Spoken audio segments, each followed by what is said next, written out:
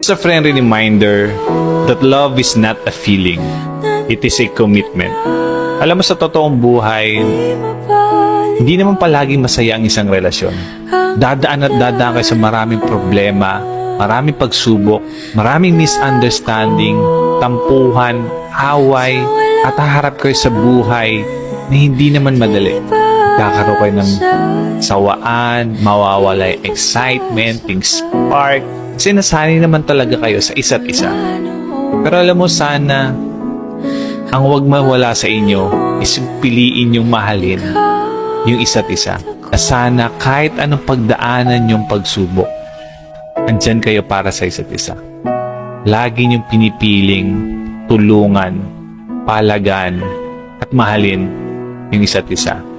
Remember that love is a choice and always choose to love each other. Okay?